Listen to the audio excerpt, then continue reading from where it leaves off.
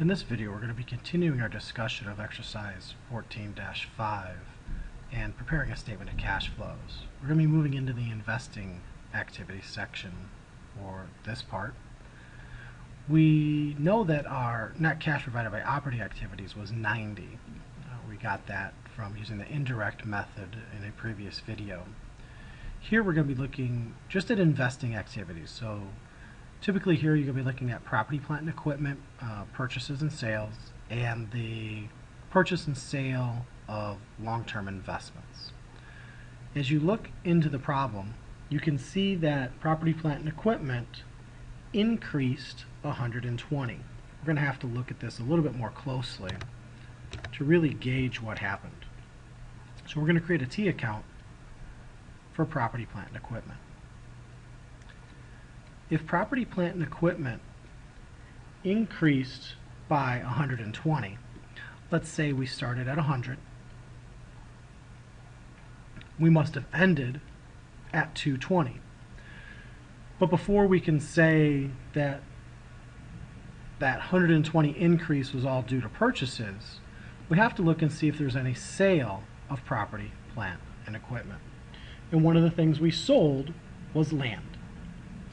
That land had a cost of 30.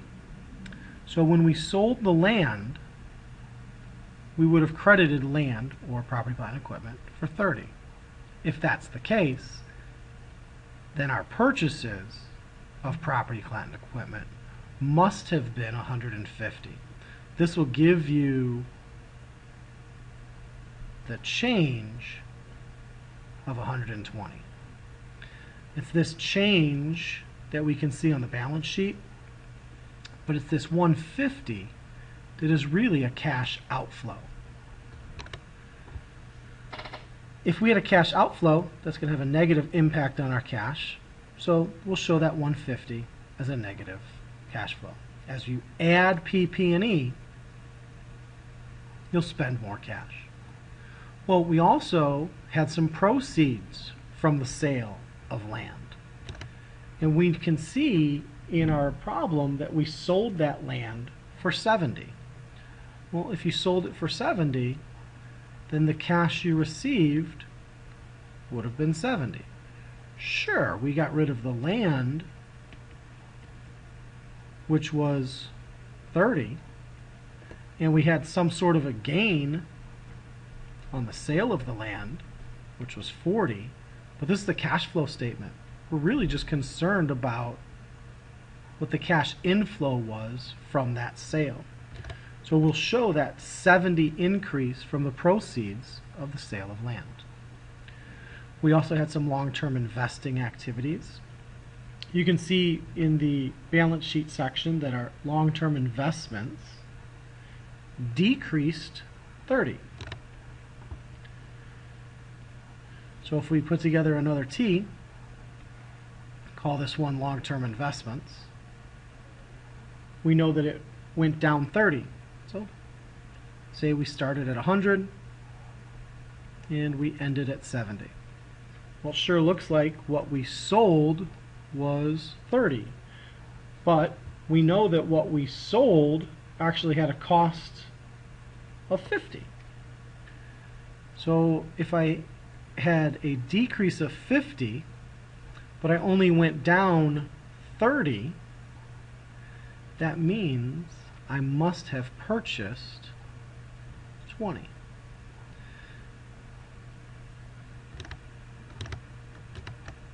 So when you go back to your investing activities, our long-term investment purchases were a cash outflow of 20. Now when we look at those proceeds from the sale of the long-term investment, we show that we received cash,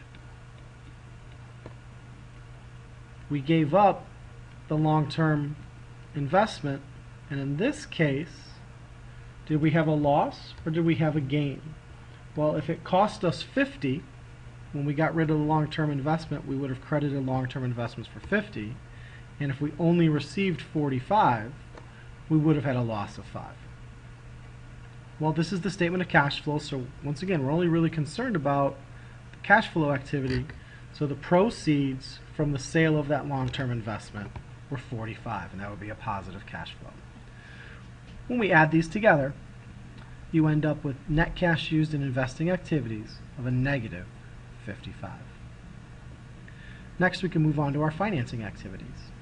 Financing activities are generally going to include any borrowings, so any issuings of bonds or borrowing money from the bank, or anything really related to common stock. If we issue stock, if we buy back treasury stock, or if we issue any dividends.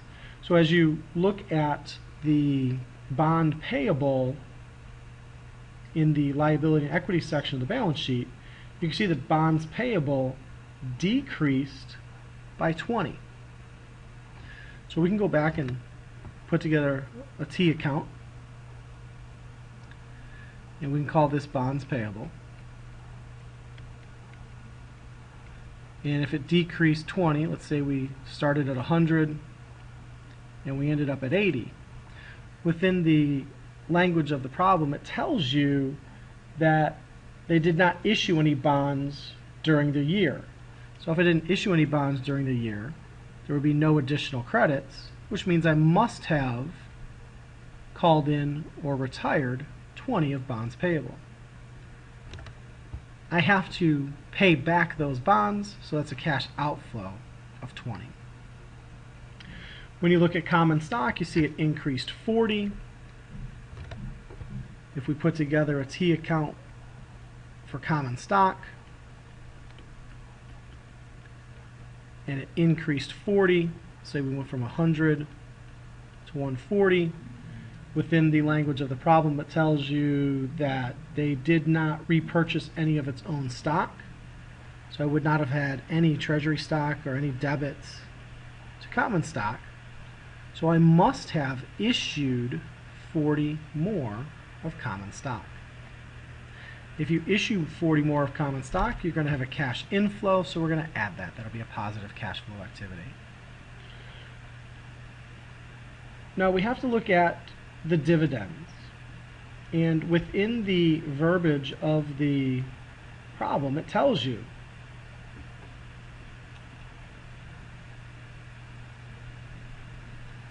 I love to dance. I have been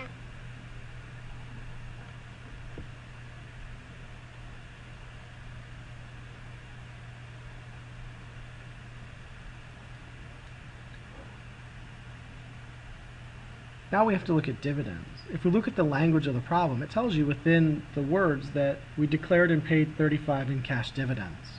Well, that's pretty easy. If you paid 35, you'd have a negative cash flow impact of 35.